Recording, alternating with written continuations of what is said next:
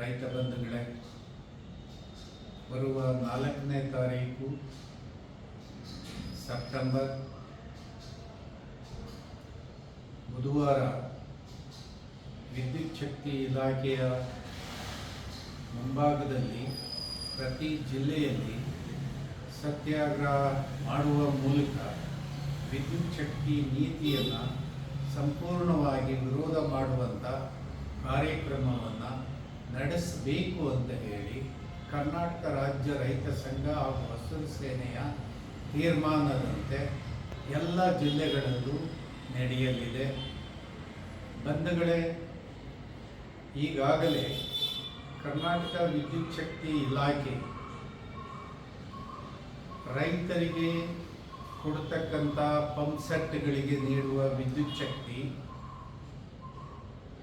ಕೇವಲ 7 ಗಂಟೆ ಅಂತ